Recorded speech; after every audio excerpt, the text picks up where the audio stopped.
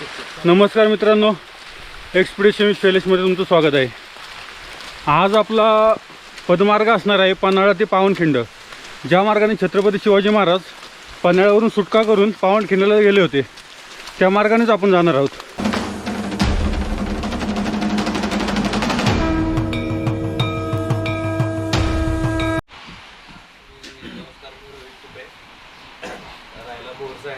पुण्यामध्ये राहतो आणि माझा पुण्यामध्ये इंडस्ट्रियल फॅब्रिकेशनमध्ये बिझनेस आहे। नमस्कार, मी अनिकेत शिंदे, मी बारामतीत आहे आणि जॉबला पुण्यामध्ये। नमस्कार, मी अजित गायकवाड, मी रायगावचा आहे कराड आणि मी जॉबला पुण्यामध्ये आहे। नमस्कार, मी दर्शन कोठेकर, राहतो नवी मुंबई, जॉबला हर्षदसोबत कांजूरमार्ग। नमस्कार, मी ओंकार शिंदे, मी राहायला भांडुपला आणि कामाला कांजूरमध्ये हर्षदसोबत। नमस्कार, मी मंदार साळकर, माझं मूळ गाव सिंधुदुर्गामध्ये देवगड आणि मी राहायला मुंबईला आहे, IT इंडस्ट्रीमध्ये जॉबला आहे आणि तुम्ही काल मला जी काय मदत केली त्याच्याबद्दल मला खूप धन्यवाद। नमस्कार, मी सांगायला पाहिजे मी परत मुंबईमधून आहे। सांगा ना, बाकीच्यांना माहीत नाही तुमचं। अच्छा, माझं मूळ गाव जेजुरी, मुंबईमध्ये राहायला आहे आणि जॉबला मुंबईला आहे। माशाच्या तलाव माशाचा बिझनेस आहे आमचा। खोटा नमस्कार, मी कुमार दुधाने, मी बोरचा आहे आणि जॉबला पुण्यामध्ये असतो। नमस्कार, मी आनंद यादव, मी कराडचा आहे आणि पुण्याला जॉब करतो। थँक्यू। मित्रपरिवाराची ओळख परेड झाल्यानंतर आम्ही पुन्हा करपेवाडीतून मुख्य रस्त्याला लागलो व तेथून शोधू लागलो स्वराज्याची पायवाट।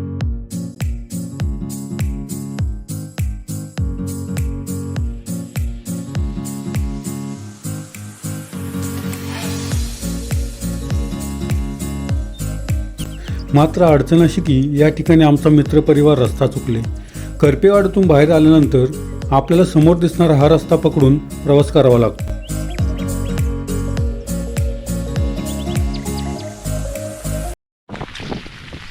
पावसामुळे चुकामुक होण्याची लय शक्यता असते, त्यामुळे आपला ग्रुप सोबतच पाहिजे, नाहीतर लय वांदा होऊन जाते।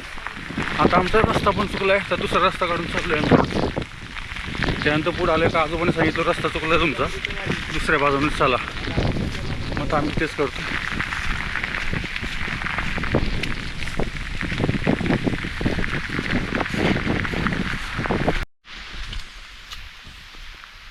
आता बरोबर रस्त्याला लागल्यामुळे टेन्शन नाही, पाऊस कंटिन्यू चालू आहे 2 दिवस झालं। आमचा प्लॅन होता 31 जुलै आणि 30 आणि 31 जुलैला यायचा प्लॅन होता आमचा, पण इथल्या जिल्हाधिकाऱ्यांनी इकडे पर्यटनाची बंदी केली होती, त्यामुळे आम्ही कॅन्सल केलं ते आणि परत ऑगस्टमधला प्लॅन ठेवला 6-7 ऑगस्टचा। परंतु त्यानंतर परत पाऊस सुरू झाला आहे। पावसाशिवाय हे मोहिमेला मजा येत नाही, पण कंटिन्यू पाऊस चालू आहे। रस्ता बघा पुढे कसा आता। चला इकडून आपण रस्ता बदलून जाऊ।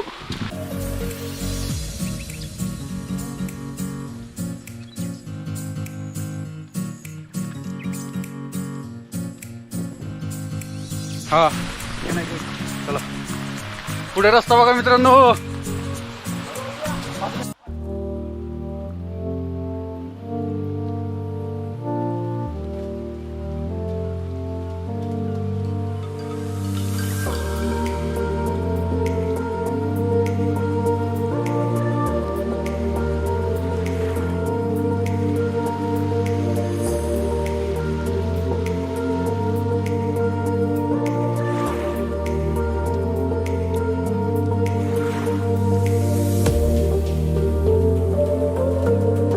पाणी 30 तारखेला किती पाणी असतं? हो खूपच, बरं झालं नाही आलं ना, कॅन्सल केलं ते बरं झालं।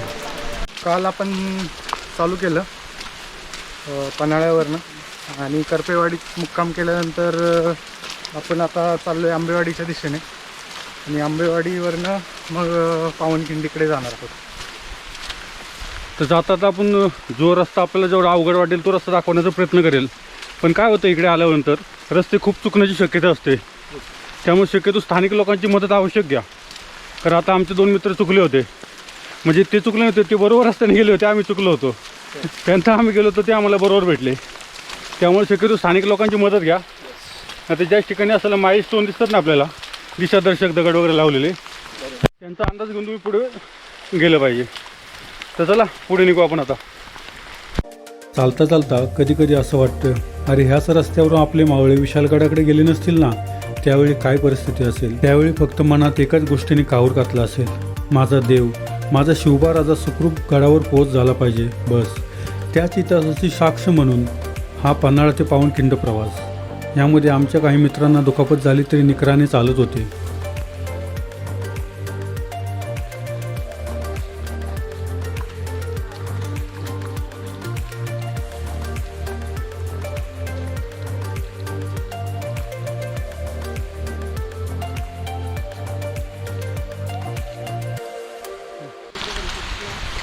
मित्रांनो, आमच्या एका मित्राच्या पायाला दुखापत झाली तरी तो न थांबता चालतोय.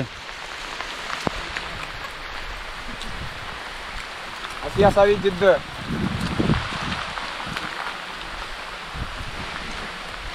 आम्ही दरवर्षी पावनखिंडीला येतो. ही आमची तिसरी वेळ. मागच्या 2 वर्षी कोरोना काळामध्ये काही जमलं नाही. या ठिकाणावरून चालायला खूप यावर्षी पाऊस कमी आहे त्यामुळे आम्हाला काही त्रास झाला नाही. नंतर दरवर्षी चालताना खूप हाल होऊन जातात. इकडे पाणी भरलेलं असतं.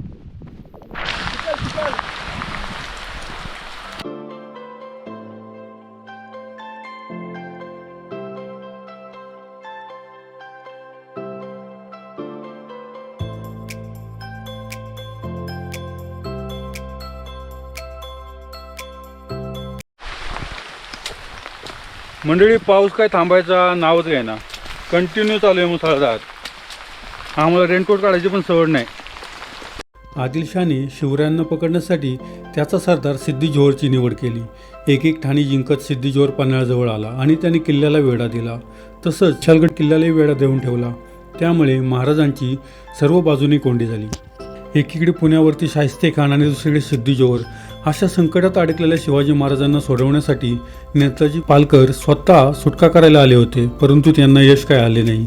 सिद्दी जोहरने पन्हाळ्याच्या जवळच झालेल्या लढाईमध्ये त्यांना माघारी परतण्यास भाग पाडलं. शेवटी शिवरायांनी अंधाऱ्या रात्री पन्हाळ्याचा वेढा फोडून विशालगड गाठायचा बेत आखला. शिवाजी महाराजांनी आपण स्वतः स्वाधीन होत आहोत असं नाटक आपल्या वकिलांकरवी वठवलं व 12 जुलै 1660 रोजी भर पावसात रात्री किल्ला सोडण्याचा निर्णय घेतला.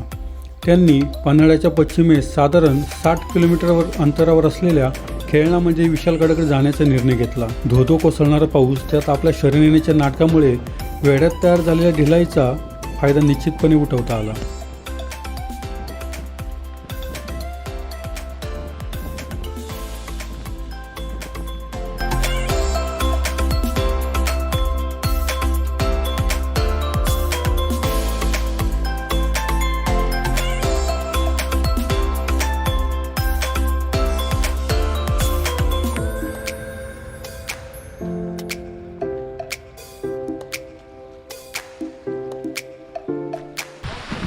अशा तऱ्हेने आपण रस्त्याला पोचलो होतो.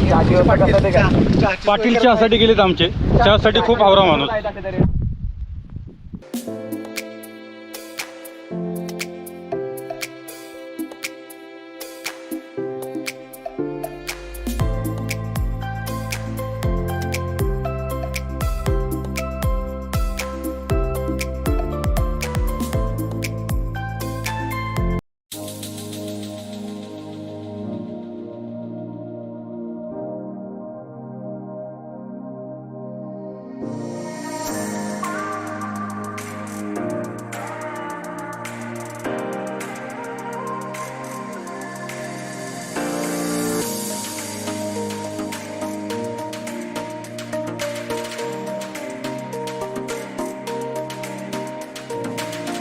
खिंडीकडे आगेकूच चालूच आहे आपली. आता आपण चाललो आहोत पाटेवाडीच्या दिशेने. थोड्या वेळात पाटेवाडीकडे पोहोचू. मी पण नमस्कार.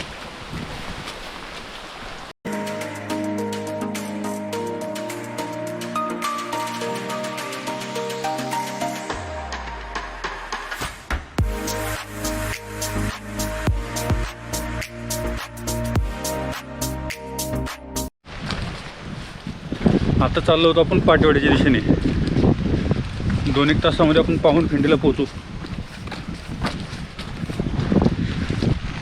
आतून शरीरामध्ये पूर्ण घाम आलेल्या वरून पाऊस पडतोय आणि पायाला पूर्ण खालून सोलल्यासारखं झालं एकदम. चालून चालून पाणी घुसलं पूर्ण पायामध्ये. रेनकोट कुठलाही घाला ओला होणारच तुम्ही. वॉटरप्रूफ किती असतो ते काय फरक पडणार नाही. त्यामुळे भिजण्याच्या तयारीने चला. राहुल दादा काय वाटतं किती कपडे असावेत? कारण कसली किती पॅक झालं तरी दिसणार वाटत नाही. ट्रिप चालूच आहे कंटिन्यू. पाऊस नसला तरी घाम येणं असला तर पूर्ण भिजून जाणार. त्यामुळं एक्स्ट्रा कपडे ठेवावे जेणेकरून संध्याकाळी मुक्कामाच्या ठिकाणी तुम्ही व्यवस्थित झोप लागेल. पण शक्यतो रेनकोट असावा. थोडं परत तरी आपण वाचतो त्यामुळं, कारण पाऊस कंटिन्यू चालू आहे. जास्त त्रास होण्यापेक्षा थोडक्यामध्ये.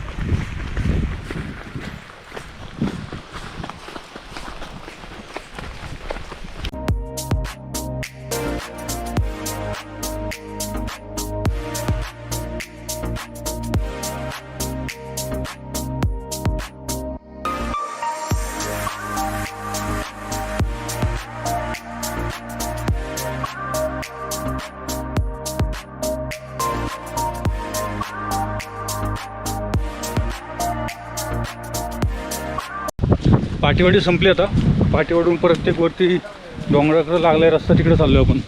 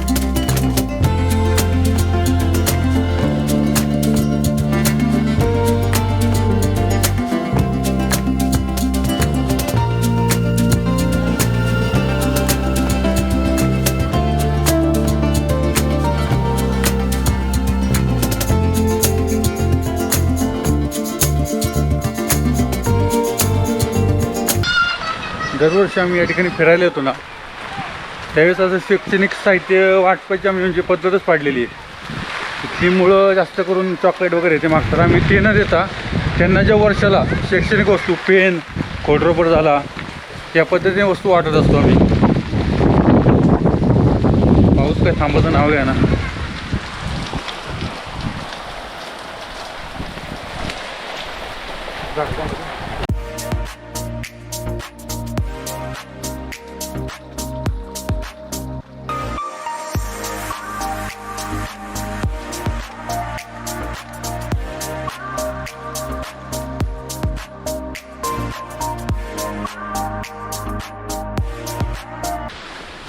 आमचे मित्र दरवर्षी बिना चपलीचे पन्हाळा ते पावनखंड पदयात्रा करत असतात. त्यामागचं कारण काय आपण त्यांना विचारू. तुम्ही दरवर्षी असं का करता बरं? नमस्कार, मी रोहित तुपे. 2012 पासून पन्हाळा पावनखिंड करतो आहे. आणि आपल्या छत्रपती शिवाजी महाराज आणि आपल्या मावळ्यांना एक सॅल्यूट म्हणून किंवा त्यांच्याबद्दल एक आदर म्हणून ज्या पेशाने ते लढले किंवा ही जी वाट त्यांनी त्यांच्या रक्ताने सांडली आणि पावन केली, म्हणून या वाटेला माझे जोडे लागू नये, माझ्या चप्पल लागू नये म्हणून मी अनवाणी ही मोहीम करतो आहे. आणि बरेचसे किल्ले पण मी अनवाणीच करतो. धन्यवाद.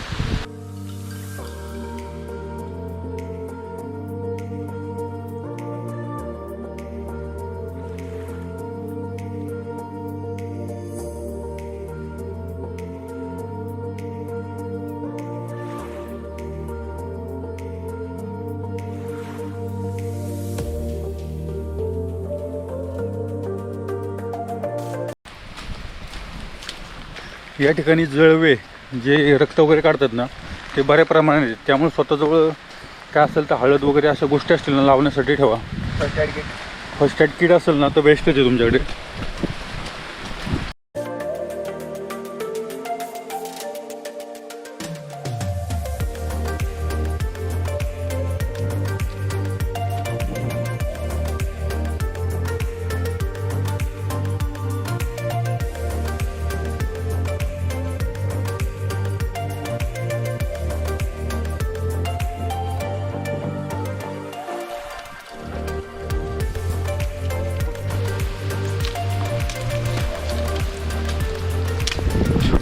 आता कसरलो होता आता जोरात.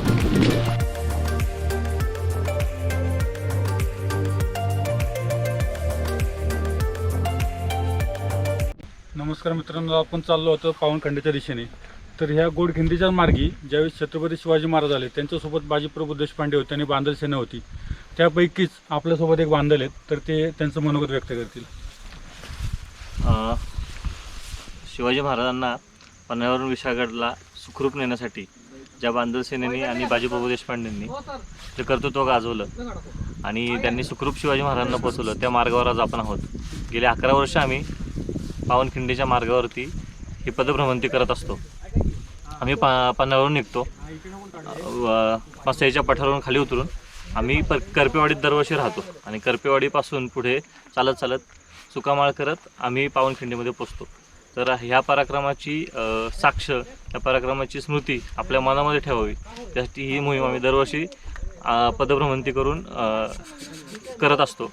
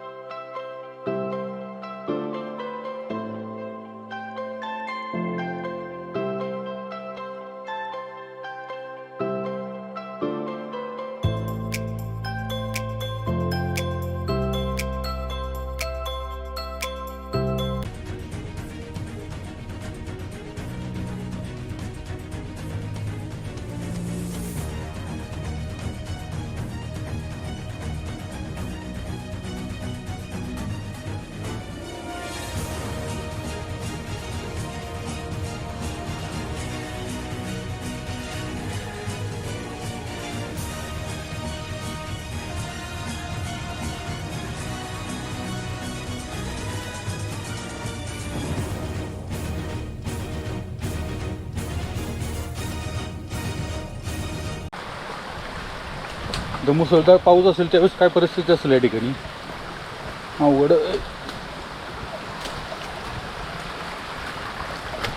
आजूबाजूचं परिसर बघा तुम्ही, एकट्या दुकट्याचं काम नाही इकडे येणं असं या ठिकाणी.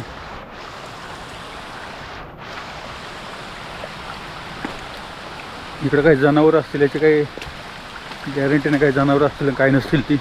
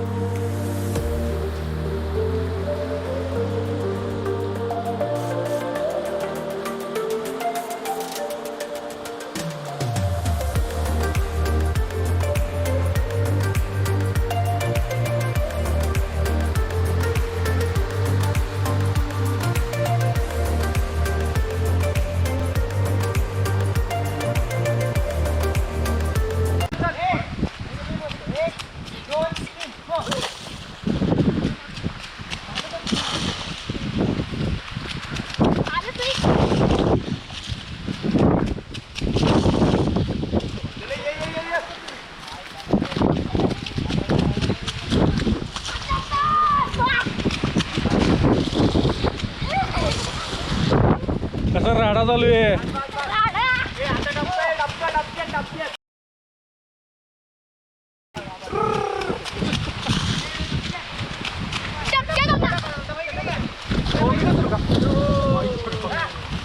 ए राडा, पुष्पराज कोण आहे?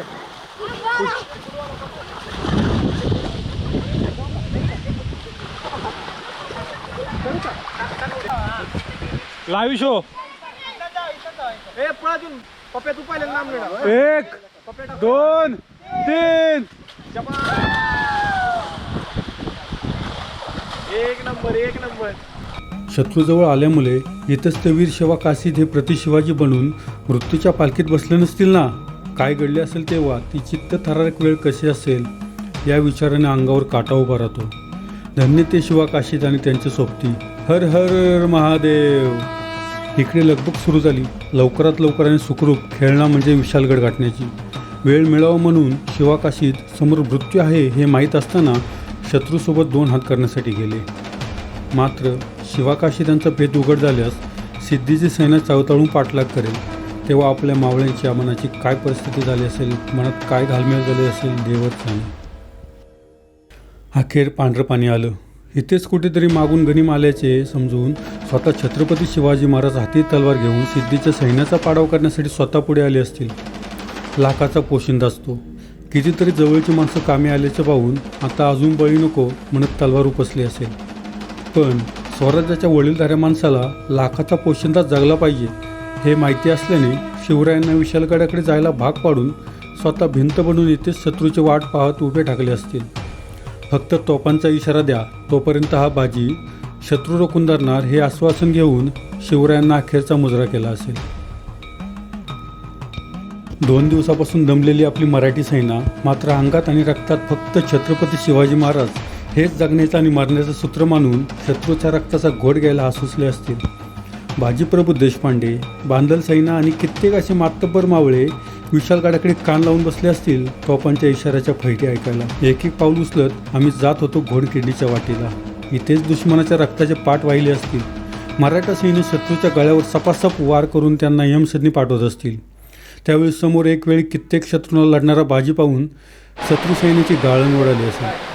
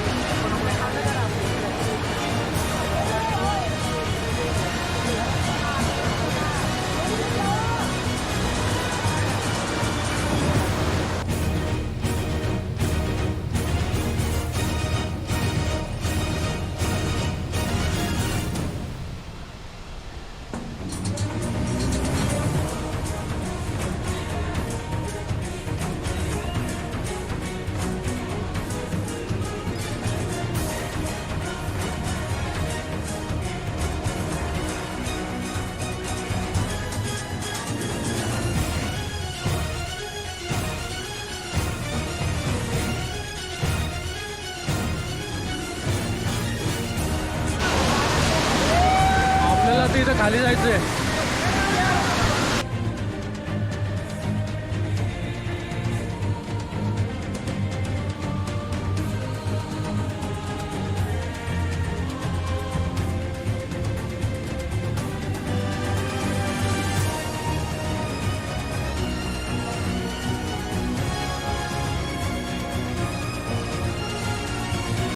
योग्य जागा पाहून शत्रूला रोखण्यासाठी ही घोडखिंड का निवडली असेल याचा प्रत्यय आम्हाला खिंडीकडे जाताना आला.